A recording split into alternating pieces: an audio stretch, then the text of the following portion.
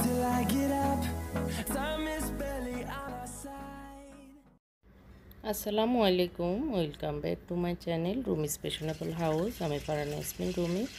আমার প্রতিদিনের ডেইলি রুটিনের আজকে চলে আসলাম সকালবেলা থেকেই। তো আমি সকালবেলা এখন নাস্তার প্রিপারেশান নিচ্ছি। তো প্রথমে আমি ভাজিটা বসিয়ে দিচ্ছি আর পাশের চুলে দুধ বসিয়ে দিয়েছি। তো আমি প্রথমে তেলের ভিতরে আমার গাছের কারি পাতা দিয়েছি, আর হলো একটু আস্ত জিরা আর সরিষা, হলুদ সরিষাটা। তো সেটা দিয়ে একটু, আমার যেহেতু তেল গরম ছিল, আমি সাথে সাথে একটু ভাজা হয়েছে। তো এরপরেই আমি পেঁয়াজটা দিয়ে দিয়েছি, পেঁয়াজ রসুন দিয়ে একটু ভেজে নিচ্ছি। তারপরে আমি হলুদ মরিচ লবণ এগুলো দিয়ে দিব একে একে। এখন একটু ভেজে নিচ্ছি পেঁয়াজটা। তো আমি এটা ভাজবো হলো ঢেঁড়স, মানে ভেন্ডি আর হচ্ছে আলু, আর একটা বেগুন দিয়েছি, লম্বা বেগুনগুলো। তো একসাথে সকালে সবজি একটু ভাজবো, সেজন্যই। তো আমি একটু সরি একটু হলুদ, একটু মরিচের গুঁড়া আর পরিমাণ মতো লবণ দিয়ে আমি একটু কষিয়ে নিয়েছি। তো এখন আমি ভাজিটা দিয়ে মানে সবজিটা দিয়ে দিচ্ছি। তো আমি এগুলোকে নেড়ে চেড়ে একটু ঢাকনা দিয়ে দিব, কারণ এগুলো মজতে একটু সময় লাগবে। তো যেহেতু আলু দিয়েছি, না হয় সহজেই হয়ে যেত। আলুটা একটু মজার জন্য আমি ঢাকনা দিয়ে দিব, আগুনটা কমিয়ে দিয়েছি। তো এখন আমার আটার জন্য আমি পানি নিয়ে নিচ্ছি, আটার জন্য প্রিপারেশন নিয়ে নিচ্ছি। তো এদিক দিয়ে পানি নিয়ে আমি এখন যে জায়গাটাতে আমি রুটি বানাবো সেটাতে আমি একটু মুছে নিচ্ছি সেই জায়গাটা, কারণ আমি এখানে দাঁড়িয়ে রুটি বানাতে আমার খুব কমফোর্টেবল হয়। আবার এটার উপরে পিঁড়া দিয়ে বানাতে গেলে অনেক সময় পিছলা খায়, আবার একটু মুছাও হয়ে যায়, আমার জন্য একটু কষ্টদায়ক হয়। সেই জন্য আমি এটাতেই কমফোর্টেবল। আর জায়গাটা একটু বড় আছে, সেই জন্য এটাতেই বেলবো। তো এখন আমি ভাজিটা একটু নেড়ে চেড়ে পাশে চুলায় নিয়ে গিয়েছি, আর এদিক দিয়ে আমি আটার পানিটা বসিয়ে দিয়েছি। এখন আমি সিদ্ধ আটা বানাবো, সেজন্য পানি বলক এসে গেছে। আমি 2-2.5 কাপ পানি গুঁড়ি দিয়ে দিচ্ছি।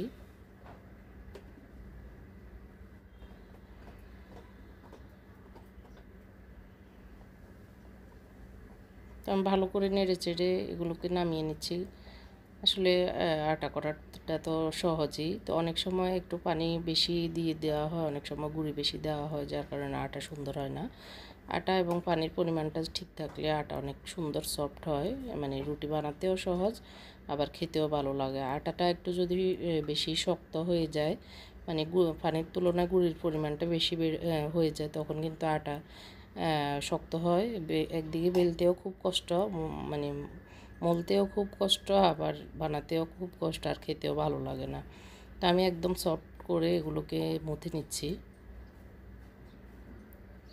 আসলে আটা বা রুটি আমরা যত মুথবো ততই রুটিগুলো খুব সফট এবং ফুলে খেতেও ভালো লাগে। তা আমি আমার পরিমাণ মতো করে এক মোট করে আমি সবগুলো করে নিচ্ছি, ভাগ করে নিচ্ছি। তো আমার আজকে সকালবেলার পরিমাণ মতো হয়েছে, আর বেশি বানাইনি, রাতে আবার বানাবো দরকার হলে। তো আজকে অবশ্য আমার গতকালকেও আমার আকলিমাটা আসেনি, হেল্পারটা। তো আজকেও হয়তো আসবে না, কারণ ফোন করে বলেছে সে অসুস্থ, জ্বর সর্দি এগুলো। তো যার কারণে আসলে কাজ করতে হবে। তো কালকে আসে না, ভাবছি আজকে আসবে, সেই হিসেবে একটু দোয়া পাটলাও রেখে দিয়েছিলাম। তো এখন যেহেতু আসবে না, সব কিছুই করতে হবে। তো এই জন্য আসলে রান্নাবান্না শেষ করে ঘর গুছানো, দোয়া পাটলা করা, তারপরে আজকে আবার রবিবার, সবারই স্কুল খোলা, তো ওদেরকে আবার স্কুলে দেওয়া, টিফিন দেওয়া, সব মিলিয়ে আসলে অনেক হিবিজিবি একটু, মানে কাজের ব্যস্ততা অনেক বেশি। বাচ্চাদের স্কুল খোলা হলেতেও মায়েদের একটু বেশি পেরেশানি। সব মায়েরাই তো একই কাজে ব্যস্ত থাকেন। তো সেই হিসাবে একটু যদি হেল্পার যদি আসে তাহলে একটু হেল্প হয়, আর না আসলে তো সবই করতে হয়।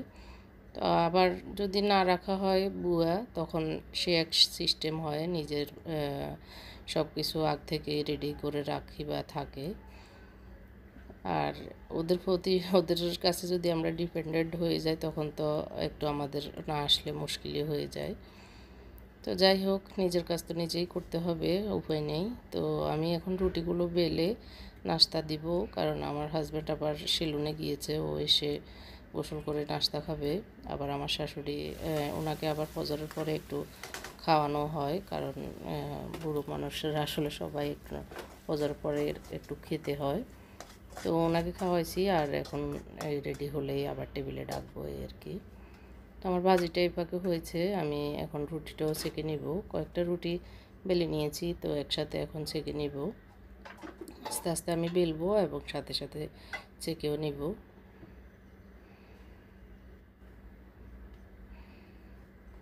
এই যে রুটিগুলো অনেক সুন্দর ফুলে একদম বলের মতো হয়ে যায়। আসলে মুথে নিলে ভালোই সুন্দর ফুলে।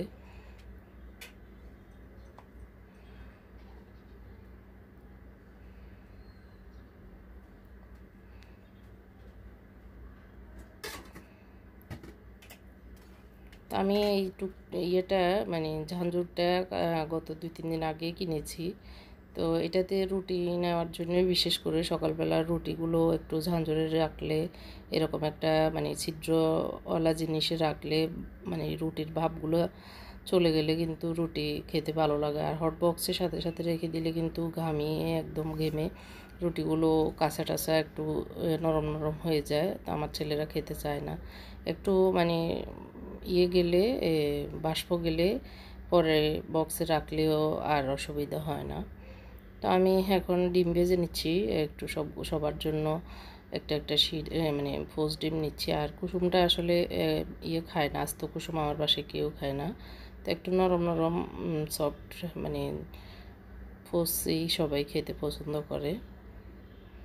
তো আমরা টেবিলে চলে এসেছি, এখন সবাই একটু খাবো। আমার ছেলে মুত্তাকি আবার কোচিংয়ে, আর মুনতাসির এখন খাবে না, একটু পরেই খাবে। তো এরকম সবজি আর একটা ডিম হলে আসলে সকালের নাস্তাটা অনেক ইয়াম্মি হয়ে যায়, আর নিজের হাতের রুটির তো তুলনায় হয় না। এখন খাওয়া দাওয়া শেষ, আমি একটু সব রুমগুলো গুছিয়ে নিয়েছি, বাট এই রুমটা এখন আমি আমার এই যে রুমের এই চাদরগুলো উঠাবো। আমার ছেলে, ছোট ছেলে এখানে ঘুমায়, আর আমার শাশুড়ি ওখানে খাটে শোয়। তো একটু চাদরগুলো উঠিয়ে নিই। সকাল থেকে আসলে কাজই করতেছি, বুয়া আসেনি। আসলে বুয়া না আসলে তো অনেক কাজই হয়। তো সেই হিসাবে আজকে চাদরগুলো উঠানোর ডেট, কারণ 2-3 দিন থেকে উঠানো হচ্ছে না। তো এগুলো উঠিয়ে নিই, তারপর বিছাবো।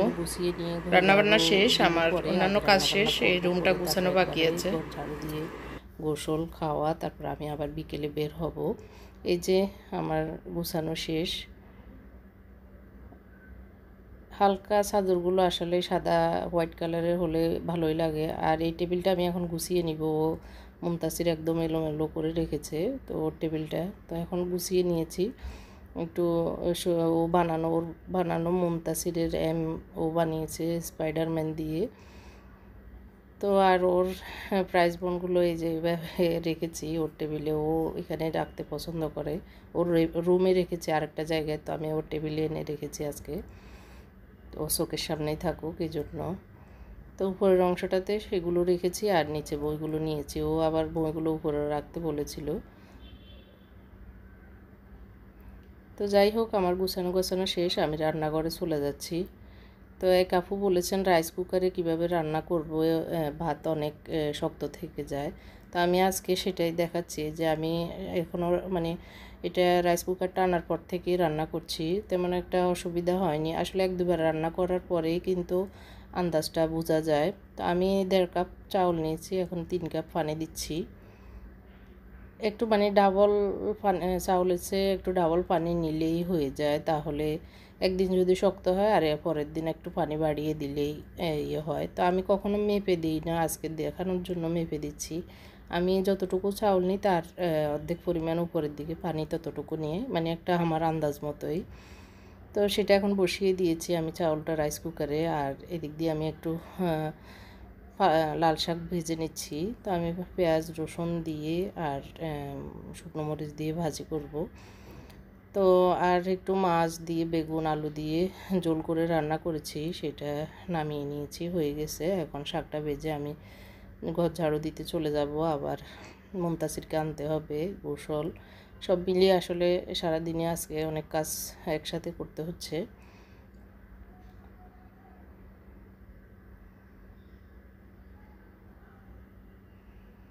আমি ভালো করে এগুলোকে ভেজে নিচ্ছি।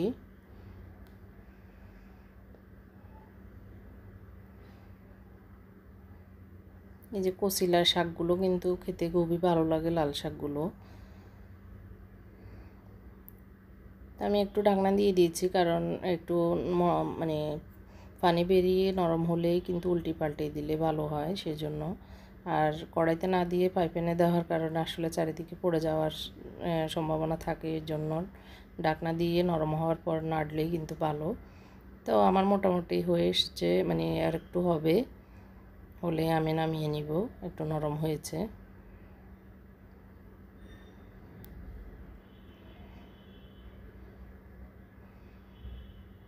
তো এই দিক দিয়ে আমি আবার চুলের আশপাশে যে ময়লাগুলো পড়েছে, এখনও গজ্জাড়ু দিইনি, সেগুলোকে মুছে ফেলে দিচ্ছি। তারপর গজ্জাড়ু দিব, তখন ময়লাগুলো পরিষ্কার হয়ে যাবে।